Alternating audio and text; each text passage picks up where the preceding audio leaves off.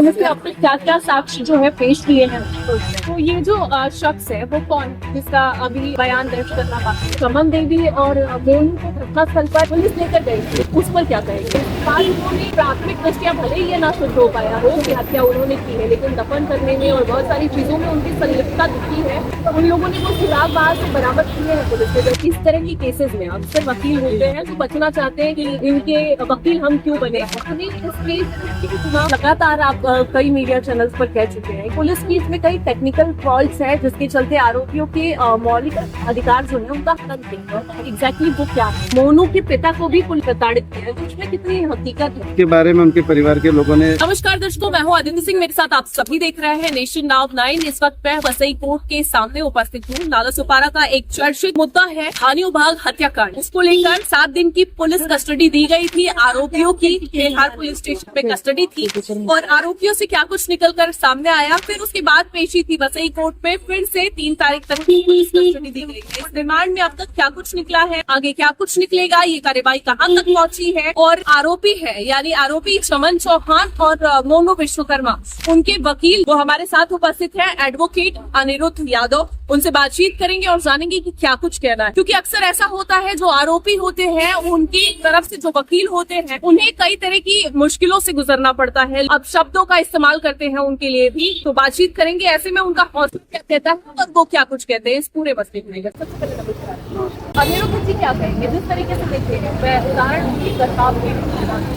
हुआ या फिर दिल्ली में निर्भया का रेप केस हुआ, इस तरह की घटनाओं पे जो आरोपी पक्ष के जो वकील हैं उनकी जो जनता है वो पब्लिक तो अलग तरीके से अलग नजरिए से देखती है। तो ऐसे में क्या कहेंगे, आपका हौसला कैसा है और क्या करना चाहिए। देखिए, ऐसा कहा जाता है, जो हमारी वकालत की दुनिया है उसमें कहा जाता है कि अगर 100 आरोपी छूट जाए तो भी चलेगा, लेकिन किसी एक बेगुनाह को सजा नहीं होनी चाहिए। जब तक कोर्ट फैसला नहीं करती है कि मोनू शर्मा या चमन देवी दोषी हैं, तब तक उन्हें दोषी मान लेना ये किस तरीके से न्याय संगत है, ऐसा मेरा कहना है। किसी भी तरीके से न्याय संगत नहीं है। अभी मामला जो है वो कोर्ट में पेंडिंग है और दोनों जो आरोपी हैं उनके साथ साथ मुझे भी कोर्ट के ऊपर पूरा भरोसा है कि कोर्ट में जो भी होगा वो न्याय होगा और जो सच है वो सामने आए। पुलिस कस्टडी जो है 3 तारीख तक दी गई है, किस आधार पर दी गई है, पुलिस ने अब तक क्या क्या साक्ष्य जो है पेश किए हैं। देखिए, अभी पुलिस की इन्वेस्टिगेशन थी, हमने कोर्ट को बताया कि पुलिस ने ऑलमोस्ट अपनी जो इन्वेस्टिगेशन है वो पूरी कर ली है। फर्दर कस्टडी देने की जरूरत नहीं, क्योंकि उन्हें पूरी तरीके से समय दिया गया है अपनी इन्वेस्टिगेशन को पूरा करने के लिए, और उन्होंने पूरी की हुई भी है। लेकिन उन्होंने कहा कि हमें कोई एक शख्स ऐसा है जिसका हमें स्टेटमेंट रिकॉर्ड करना है, इस वजह से हमें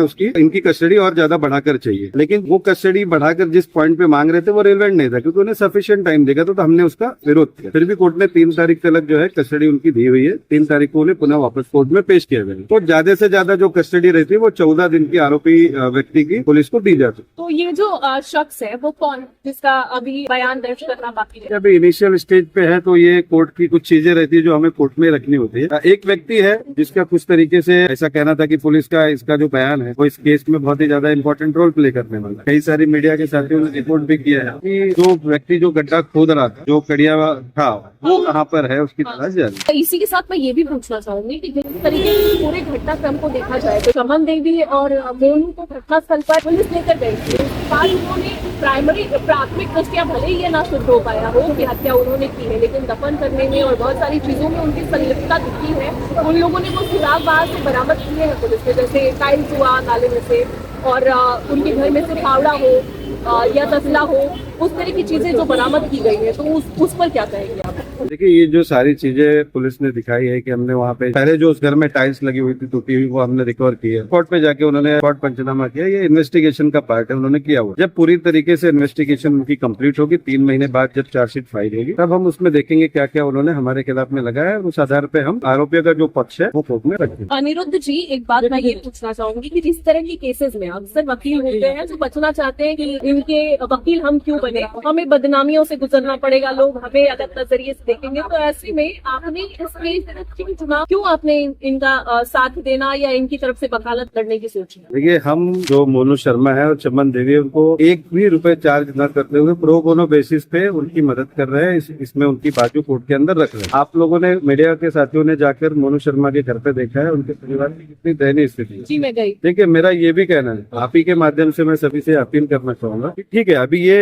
न्याय प्रविष्ट है मामला। किसी एक व्यक्ति के किए गए कार्य की सजा पूरे परिवार को नहीं मिलनी चाहिए। आप देखेंगे तो मोनू शर्मा के परिवार की कैपेसिटी क्या है, वो एकदम भयभीत है। उनके पिताजी काम पर नहीं जा पा रहे, एक छोटा भाई है, छोटा भाई 10 वर्ष का है, वो स्कूल नहीं जा पा रहा। तो मैं सभी से सवाल पूछना चाहता हूँ कि बिना आरोप सिद्ध हुए क्या पूरे परिवार को इस तरह की तकलीफ होनी चाहिए? आरोप अगर सिद्ध भी होता है तो भी परिवार को तकलीफ तो नहीं देनी चाहिए। और जैसा कि आपने मुझे, हाँ, परिवार को नहीं देना। जैसे मुझे पूछा आपने कि आपने केस क्यों लिया, आपने देखा अभी कुछ बड़ी बड़ी केसेस में जजमेंट आए हुए हैं। आपने अजमल कसाब, एक आतंकवादी जिसकी केस देखी रही, उसमें भी वकील थे। अभी भी एक जो ट्रेन ब्लास्ट से संबंधित मामला था, उसमें भी निर्णय आया। उनके ऊपर इतना गंभीर आरोप था कि ट्रेन जो ब्लास्ट हुआ था उसमें संलिप्तता है उनकी। उसके बाद में भी उन्हें वकील मिला और आज वो निर्दोष साबित हुए। तो जब तक इस देश का सर्वोच्च न्यायालय ये नहीं कहता है कि यह व्यक्ति दोषी साबित होता है, तो किसी को दोषी मान लेना उचित नहीं है। तो इसीलिए मैं कह रहा हूँ कि अभी ये जो मामला है वो न्याय प्रविष्ट है। मुझे, मेरे जो क्लाइंट है, उनको न्याय प्रणाली पे पूरा भरोसा है, जुडिशरी पे पूरा भरोसा है। हम अपनी बाजू रखेंगे, फैसला करना कोर्ट का काम है और हमें पूरा विश्वास है कि सच सामने आए। एक और चीज जो लगातार आप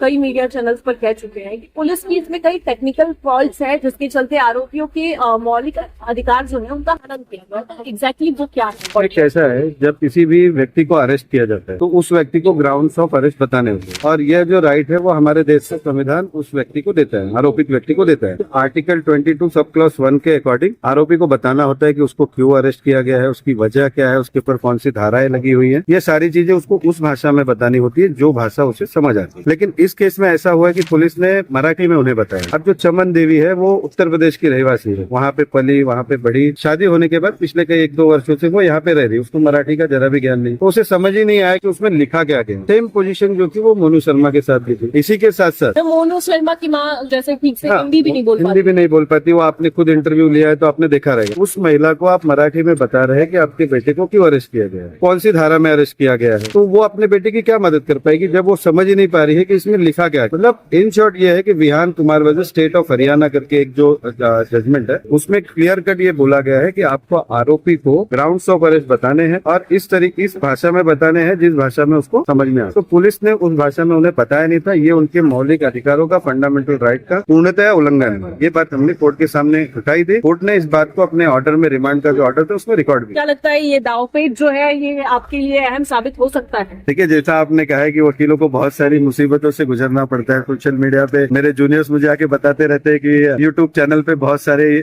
बातें आपके बारे में बोली जा रही है, वकील को ज्यादा पैसा मिलता है। देखिए, एक नोबेल प्रोफेशन है। जब तक दूसरे की बाजू सुनी नहीं जाती है तब तक कोर्ट किसी फैसले पर पहुंचती नहीं। तो हमारे देश का संविधान आरोपियों को ये राइट दे रहा है कि उनको भी लीगली रिप्रेजेंट करने वाला होना चाहिए, उनको डिफेंड करने वाला होना चाहिए, तभी इस केस का कोई भी कंक्लूजन निकलेगा, ये केस एंड होगी, इसका ट्रायल खत्म होगा। जब तक उन्हें कोई वकील रिप्रेजेंट नहीं करेगा तब तक इस केस का कोई भी नतीजा नहीं निकलेगा। तो किसी न किसी वकील को करना है, तो मैं उन्हें कर रहा हूँ। दबे सुरों में एक चर्चा और सामने आई थी कि मोनू के पिता को भी पुलिस प्रताड़ित किया है, तो उसमें कितनी हकीकत है? नहीं, इसके बारे में उनके परिवार के लोगों ने बोला नहीं है, बट जिस तरीके के खबरें चल रही है मीडिया में और जिस तरीके का माहौल है, चलिए, लेकिन मेरे सूत्रों ने मुझे बताया था जिस तरीके से सरासर दोष उनके बच्चे के ऊपर मढ़ा जा रहा है, उस वजह से परिवार बहुत घबराया हुआ है। सामान्य से जीवन जीने वाले सामान्य लोग हैं। आप लोग उन्हें देखेंगे तो मेरे ख्याल से वो 7-8 हजार रुपए कमाने वाले। और मोनू शर्मा एक युवा लड़का है, एक अच्छा स्टूडेंट था। ऐसा नहीं है कि ये दोनों जो व्यक्ति थे जो जिन्हें इस जुर्म में पकड़ा गया है वो आदतन अपराधी थे। उनके ऊपर बहुत सारे गुनाह दर्ज। ये पहला गुनाह है जिसमें उनका नाम आया है और इसमें दोष सिद्ध होने में अभी बहुत समय लगने वाला है। चार्जशीट फाइल होने के बाद जब ट्रायल चलेगा, जब खत्म होगा, तब उनका गुनाह सिद्ध होगा।